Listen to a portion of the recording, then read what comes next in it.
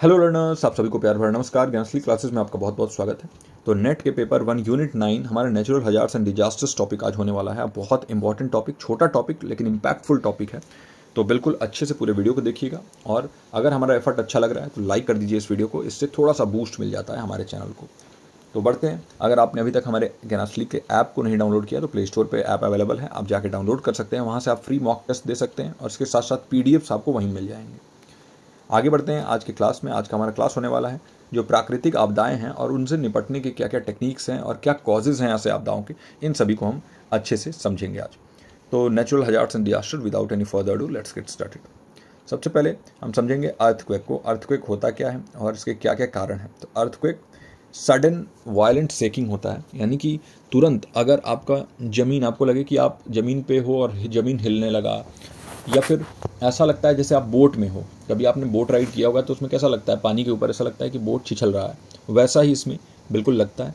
और क्यों होता है ये? तो जो टेक्टोनिक प्लेट्स होते हैं नीचे, धरती के नीचे कुछ प्लेट्स हैं जो मूव करते रहते हैं और वो आपस में जब टकराते हैं तो उससे ये अर्थक्वेक होता है। इसके इम्पैक्ट क्या क्या हो सकते हैं? तो देखिए, building collapse, infrastructure damage, tsunami, loss of life injuries और इकोनॉमिक लॉस। तो ये सारी चीज़ें हो सकती हैं, यानी इमारत ढह सकता है, बुनियादी ढांचे की क्षति हो सकती है, सुनामी आ सकता है, जीवन को तो हानि हो ही सकता है, इसके साथ साथ चोट लग सकता है और आर्थिक नुकसान, क्योंकि बहुत सारा इंफ्रास्ट्रक्चर जो है बर्बाद हो जाता है तो इससे आपको आर्थिक नुकसान भी हो सकता है। प्राइमरी इफेक्ट्स में वही होगा कि आपकी धरती हिलने लगेगी, ग्राउंड शेक करेगा, फिर कहीं ग्राउंड रप्चर भी कर सकता है, सरफेस डिस्प्लेस हो जाता है कई बार। और जो सेकेंडरी इफेक्ट है, सुनामी आ सकता है, लैंडस्लाइड आ सकता है, या फिर सॉयल वो अपना स्ट्रेंथ लूज़ कर देता है और इससे भूस्खलन यानी लैंडस्लाइड हो सकता है। फिर इसके आफ्टर इफेक्ट्स भी देखने को मिलते हैं, मतलब एक बार अगर भूकंप आया तो उसी जगह पे कई बार छोटे छोटे भूकंप भी देखने को मिलते हैं। कैसे निपटा जा सकता है? सबसे पहले ऐसे बिल्डिंग्स बना के जो ऐसे सिस्मिक एक्टिविटी को विद स्टैंड कर सके, मतलब ऐसे सिस्मिक एक्टिविटी, ऐसे भूकंप का सामना कर सके, ऐसे बिल्डिंग्स को हमें बनाना होगा। तो क्योंकि भूकंप को हम सिस्मोग्राफ पे मेज़र करते हैं और रिक्टर पैमाना जिसे हम कहते हैं, रिक्टर स्केल, इसके ऊपर मेज़र होता है ये। तो इसकी इंटेंसिटी, जिसकी तीव्रता है, वो इसी के ऊपर मेज़र होता है।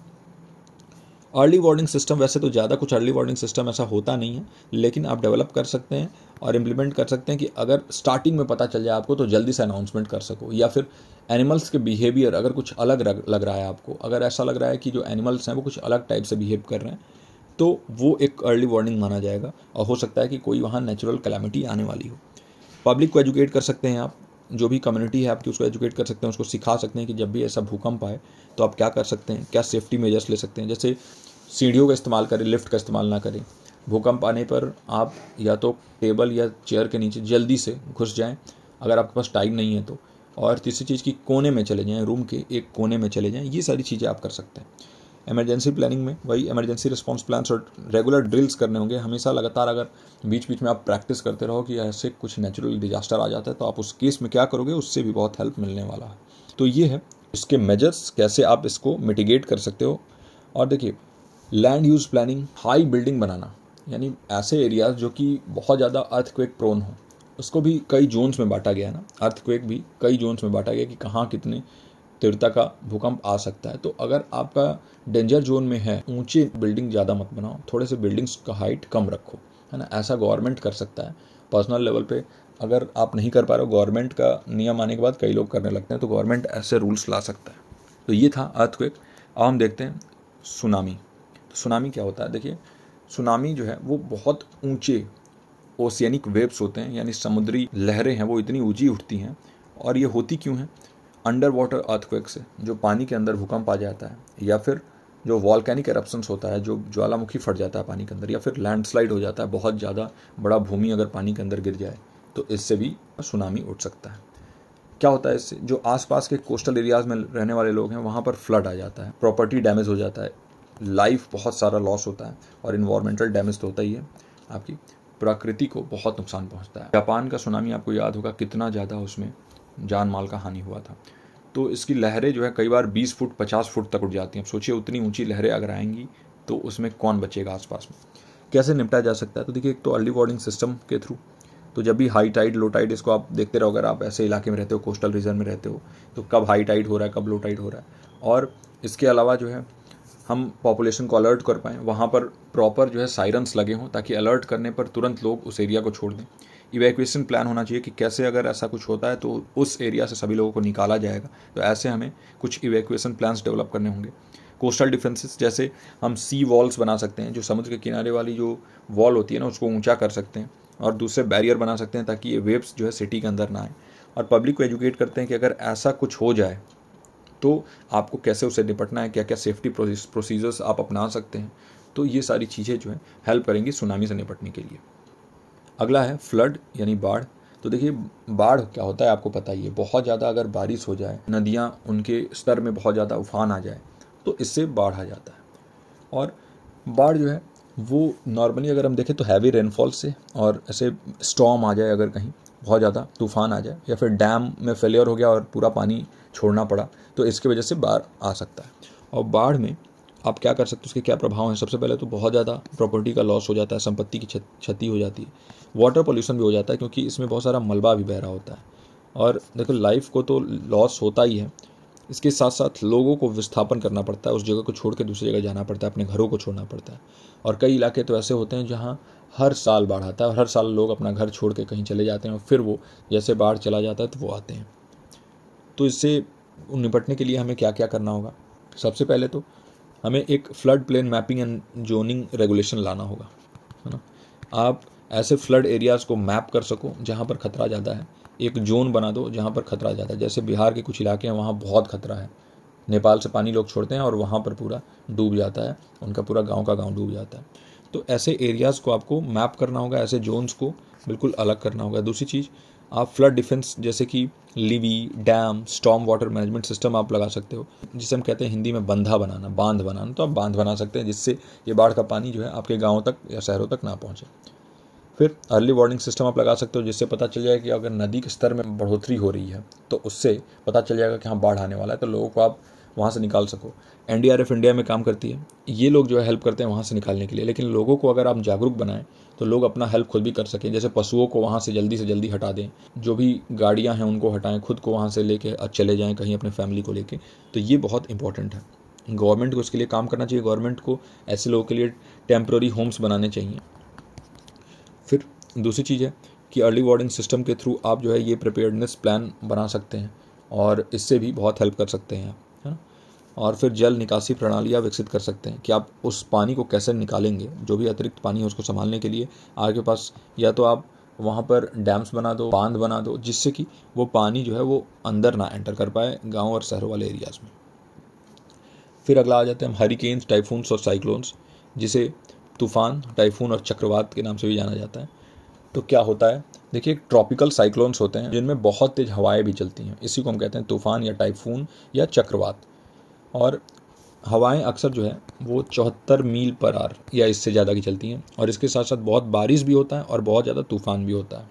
तो इसका इम्पैक्ट क्या हो सकता है, देखिए हवाओं की वजह से बिल्डिंग्स को डैमेज हो सकता है, पेड़ गिर सकते हैं, इंफ्रास्ट्रक्चर डैमेज हो सकता है, बहुत ज़्यादा बारिश होने की वजह से वहाँ पर बाढ़ आ सकता है। जो तूफ़ान है उससे कई बार कोस्टल एरियाज़ के लोग जो हैं वो परेशान हो जाते हैं, क्योंकि उससे भी वो टेम्प्ररी सुनामी टाइप का एक वहाँ पर लहरें बहुत तेज़ उठने लगती हैं और उससे भी पानी अंदर आने लगता है। इससे निपटने के लिए अपने बिल्डिंग्स को उस हिसाब से बनाएं जो कि विंड रेसिस्टेंट हो, जिसमें हवाएं जो है वो अंदर ना जा पाएँ। और वहाँ से निकलने के लिए पहले से प्लान बनाएं, शेल्टर्स रखें, जो कि रिस्क पॉपुलेशन है उसको आप उन शेल्टर्स में ट्रांसफ़र कर सकें, उनका विस्थापन कर सकें। और ज़्यादा से ज़्यादा पेड़ लगाएं, क्योंकि पेड़ क्या करते हैं, अगर आप एफॉरेस्टेशन करते हो तो पेड़ क्या करते हैं, हवाओं के स्पीड को कम करते हैं। तो हवा अगर बहुत तेज़ चल रहा है और वहाँ पर बहुत सारे अगर पेड़ लगे हुए हैं तो ये क्या करता है, ये पेड़ इसमें हवाएं लड़ती हैं और उससे हवा का स्पीड कम होता है। तो ये आप कर सकते हैं। तो ये चीज़ें हैं। फिर निकासी योजनाएं, तो देखिए निकासी मार्गों और योजनाओं को विकसित और कार्यान्वित करें, यानी कि आपको ऐसे इवैक्यूएशन रूट्स डेवलप करने होंगे जिससे लोगों को आप निकालोगे। अर्ली वार्निंग सिस्टम्स, जिससे मौसम विभाग जैसे चेतावनी दे देता है कि अब इधर जो है वो हरिकेन या सुनामी आने वाली है, कैसे, क्योंकि उनको पता चल जाता है, ऊपर सैटेलाइट्स लगे हुए हैं। तो ये फोरकास्ट करके आप लोगों को टाइमली वार्निंग देके वहाँ से हटवा सकते हैं और लोगों को एजुकेट कर सकते हैं कि ऐसे टाइम में आपको क्या करना है, कैसे आप सेफ्टी बरत सकते हैं और अपने विवेक का इस्तेमाल करते हुए कैसे टाइम रहते वहाँ से हट सकते हैं। फिर वॉल्केनिक एरप्शंस यानी ज्वालामुखी विस्फोट जो होता है, ये भी एक नेचुरल डिजास्टर है। और इसका कारण क्या है, देखिए सबसे पहले वॉल्केनिक एरप्शन होता क्यों है, जब मैग्मा जो अर्थ के अंदर का मैग्मा है, जो लावा है, वो सरफेस तक आता है, जिससे बहुत सारा लावा, गैस, ऐश और वॉल्केनिक रॉक्स निकलते हैं उसके अंदर से। आप देखते हो जब भी ऐसे ज्वालामुखी एक रहता है और इसके ऊपर ऐसा कुछ होता है ना, और इससे बहुत सारा ऐसे लावा और ये निकलता है मैग्मा, है ना, और ये ऐसा होता है ज्वालामुखी, और ऐसे रेड रेड रेड रेड लावा निकलता है। तो वो क्या होता है, वो अर्थ के मैग्मा से निकलने वाला लावा होता है। और इसका इम्पैक्ट क्या हो सकता है, तो देखिए जो भी ऐश फॉल है वो वहाँ का आसपास का खेती ख़राब कर सकता है, जो छोटे छोटे राख निकलते हैं उससे, और हेल्थ भी ख़राब हो सकता है। जो लावा है वो अगर फ्लो करे और बहते बहते अगर आ जाए खेतों तक तो पूरा खेत ख़राब हो जाएगा, प्रॉपर्टी ख़राब हो जाएगी। उस बहुत गर्म होता है। कैसे निपट सकते हैं, तो सबसे पहले ऐसे वॉल्केनिक एक्टिविटी को मॉनिटर करके, है ना, मॉनिटरिंग सिस्टम लगा दें। तो इससे हम क्या करेंगे, मॉनिटर कर पाएंगे ऐसे एक्टिविटीज़ को, और अर्ली वार्निंग सिस्टम अगर डेवलप कर पाए, हम देख पाएँ कि हाँ ज्वालामुखी विस्फोट हुआ है, तो वहाँ से जल्दी जल्दी पॉपुलेशन को हटा दें। इवैक्यूएशन प्लान कैसे आप वहाँ से हटोगे, इसके लिए डेवलपमेंट और प्रैक्टिस करना इंपॉर्टेंट है। आसपास के कम्युनिटीज़ जो भी हैं उनको बहुत ही चौकन्ना रहना होता है। लैंड यूज़ प्लानिंग, तो जो भी हाई रिस्क एरियाज़ हैं उनमें ना खेती हो, ना लोग उन लैंड को यूज करें। तो ऐसा जो है गवर्नमेंट को इसमें थोड़ा सा इंटरवेंशन करना होगा और लोगों को एजुकेट करना होगा, ताकि क्या क्या वॉल्केनिक रिस्क हो सकते हैं लोगों को बता सकें, वॉल्केनिक हजार्ड से उसके बारे में अवगत करा सके और सेफ्टी मेजर्स बारे में बता सकें। फिर आ जाते हैं हम सूखे पे, ड्रॉट्स। तो क्या होता है सूखा, अगर बहुत समय तक बिलो एवरेज रेनफॉल हुआ, मतलब मान लीजिए एवरेज रेनफॉल 160 mm है कहीं का, और साल दर साल क्या हुआ, किसी साल जो है वो 50 mm हुआ, किसी साल 30 mm हुआ, तो हम बोल देंगे कि भाई ये सूखा ग्रसित क्षेत्र है, इधर सूखा पड़ गया है। तो इससे क्या होता है, पानी की कमी हो जाती है, क्योंकि ग्राउंड वाटर भी ख़त्म होने लगता है, और जो पर्यावरण है उसके ऊपर बहुत ज़्यादा दबाव आ जाता है, इन्वायरमेंटल स्ट्रेस आ जाता है। आसपास के जो पेड़ पौधे हैं वो सूखने लगते हैं, जानवर प्यास के मारे मृत्यु हो जाती है उनकी, और लोगों का भी जीवन बहुत ही बदहाल हो जाता है। तो इससे क्या क्या हो सकता है, एक तो क्रॉप फेलियर हो सकता है, आप जो भी खेती करेंगे वो ख़राब हो जाएगा, और फूड इनसिक्योरिटी हो सकता है। लोकल लोग जो भी डिपेंडेंट होंगे इसकी खेती करके ही वो खाना खाएंगे, तो उनको खाना का भी प्रॉब्लम हो सकता है। पानी की कमी हो सकती है पीने के पानी के लिए, साथ ही साथ खेती के लिए भी और इंडस्ट्री के लिए भी। और इकोसिस्टम जो पूरा है, पारिस्थितिक तंत्र है जो पूरा, वो पूरा ख़राब होने लगता है, डिग्रेड होने लगता है, और जो जैव विविधता है उसमें भी कमी आने लगेगी, क्योंकि पानी से ही सारी चीज़ें चलती हैं। कैसे निपट सकते हो, तो हम वाटर कंजर्वेशन मेजर्स बना के, हम आसपास में बावड़ी या फिर तालाब बना के, और पानी को हम जब भी बारिश हो तो उसको इकट्ठा करें। रेन वाटर हार्वेस्टिंग सिस्टम हम लगा सकते हैं सभी घरों में। तो जो पानी आपके घरों के पाइप से निकल कर और वेस्ट हो जाता है बाहर निकल के, उसको एक नीचे टैंक बना होता है और उसके अंदर वो स्टोर हो जाएगा जाके। फिर हम क्रॉप्स को डाइवर्सिफाई करें और ऐसे क्रॉप्स उगाएं जो कि सूखे में भी उग सकते हैं, कम पानी में भी उग सकते हैं। और इसके साथ साथ अर्ली वार्निंग सिस्टम्स डेवलप करें, ऐसे प्लान्स डेवलप करें जिससे कि हम इन सूखे ग्रसित लोगों को हेल्प प्रोवाइड कर सकें। तो जो ऐसे किसान हैं, जो ऐसे लोग हैं जो सूखे ग्रसित एरियाज़ में हैं, तो उनका हेल्प हम कर सकते हैं ऐसे सेंट्रल प्लान्स से। फिर पब्लिक को अवेयर कर सकते हैं और इमरजेंसी प्लान बना सकते हैं कि अगर बहुत स्थिति ख़राब है तो उन लोगों को वाटर सप्लाई प्रोवाइड करना टैंकर्स के जरिए। तो ये था सूखा। अब हम चलते हैं, जो जंगल में आग लगता है, वाइल्ड फायर, क्या होता है, अनकंट्रोल्ड फायर होता है। एक तो होता है कंट्रोल्ड फायर, जैसे आप भी आग लगाते हो डेली। फॉर एग्जांपल, आपके घर में खाना बनता होगा तो बिना आग के तो बनेगा ही नहीं, लेकिन उसमें आप गैस पे बनाते हो, है ना, और गैस में क्या होता है, नॉब्स होते हैं यहाँ पे 2 ठो, और इधर आपके सिलेंडर लगा होता है, या फिर इंडक्शन पे बनाते होंगे, तो वहाँ आप कंट्रोल कर सकते हो फायर को, है ना, उस आग को आप कंट्रोल कर सकते हो। लेकिन जो जंगल में आग लगती है वो कंट्रोलेबल नहीं होता, और इसीलिए ये आग बहुत तेज़ी से फैलता है, पेड़ पौधों को तो नष्ट करता ही है, साथ ही साथ उसमें रहने वाले जो जंगली जीव हैं उनको भी नष्ट कर देता है। इससे क्या होता है, पूरे के पूरे जंगल नष्ट हो जाते हैं, जो भी वहाँ पे रहने वाले जीव हैं उनकी ज़िंदगी खतरे में आ जाती है। और इसके अलावा जो भी जंगल में रहने वाले लोग हैं उनके घरों को भी नुकसान पहुँच जाता है। इससे बहुत ज़्यादा एयर पॉल्यूशन होता है, यानी वायु प्रदूषण, और स्मोक उठता है ना, उससे लोगों के जो स्वास्थ्य है वो भी खराब होता है, और साथ ही साथ बहुत ज़्यादा इकोनॉमिक लॉस होता है, जो आर्थिक क्षति होती है वो तो होता ही है, और प्रॉपर्टी डैमेज भी होता है। तो ये सारे इसके इम्पैक्ट्स थे। कैसे निपटा जा सकता है, तो देखिए कंट्रोल्ड बॉन्स के थ्रू और वेजिटेशन क्लियरिंग के थ्रू निपटा जा सकता है। फॉर एग्जांपल, आग लगी है तो आपको क्या करना होगा कि आगे के कुछ पेड़ जो है आपको काटने पड़ सकते हैं, जिससे वो आग आगे ना बढ़ पाए, है ना। तो ऐसे गैप्स क्रिएट कर सकते हैं, जो वेजिटेशन है, जो भी पेड़ पौधे हैं उनको काट के, ताकि वो गैप के जरिए आग जो है वो आगे नहीं बढ़ पाएगा, और इससे ये स्प्रेड रुक जाएगा। इसके साथ साथ अर्ली डिटेक्शन, अगर हम देखें कहीं आग लगी है तो पहले ही इसको डिटेक्ट करके और इसको रोकने के लिए प्रयास करें। फिर लोगों को एजुकेट करके भी इस टाइप की आग से कैसे बच सकते हैं। फॉर एग्जांपल कई लोग होते हैं जो जंगल में रहते हैं, वो क्या करते हैं, गर्मियों में जाके जंगल में कुछ पका लेंगे और पका के आग वहीं छोड़ देंगे, और फिर वो आग जो है वो हवा के जरिए बहुत तेज़ी से फैल जाएगा और पूरे जंगल को जला देगा। तो ऐसे लोगों को बहुत ही ध्यान से ये सारी चीज़ें करनी होती हैं। वो लोग अगर ऐसा ना करें तो जंगलों में आग कम लगेगा। एक तो पेड़ से पेड़ लड़ने से भी आग लग जाता है, तो कई बार तो इसको बिल्कुल आप प्रिडिक्ट नहीं कर सकते हैं या फिर इसको रोक नहीं सकते हैं। तो ये है वाइल्ड फायर। फिर हम देखते हैं भूस्खलन यानी लैंडस्लाइड।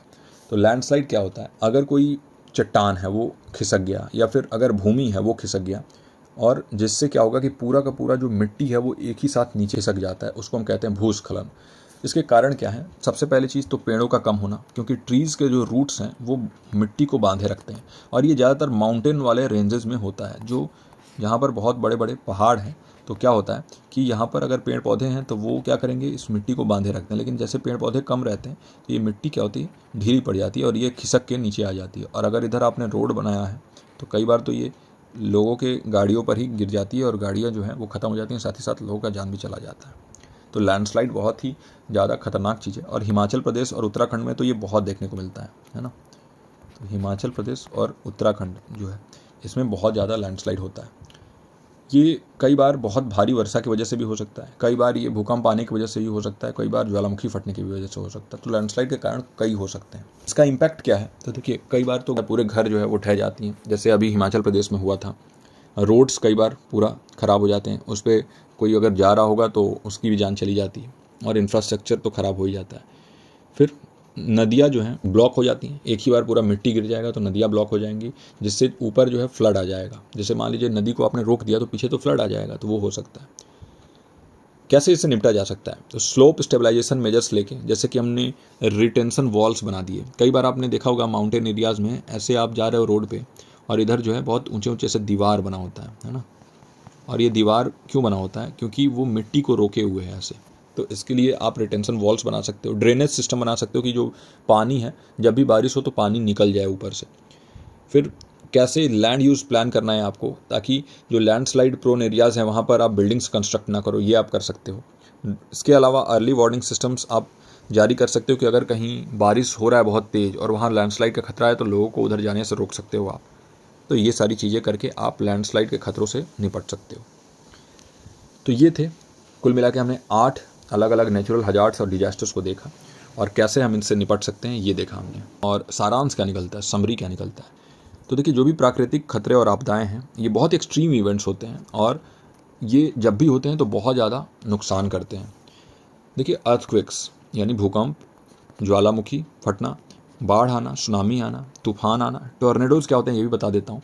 टॉर्नेडो एक घुमावदार तूफान होता है जो ऐसे ऐसे ऐसे ऐसे घूमता है बहुत तेज़, और कई बार ये बादलों के और धूल से बना हुआ होता है, बहुत तेज़ घूमता है, और इसके नीचे आने वाला कुछ भी अगर होगा तो ये उसको उठा के ले जाएगा। फॉर एग्जांपल यहाँ पे बिल्डिंग है और इधर टॉर्नेडो आ गया तो ये बिल्डिंग को भी तोड़ के और उसके अंदर की चीज़ों को ऊपर लेके चला जाएगा। तो ये है टॉर्नेडो, जिससे कि बहुत सारा नुकसान होता है।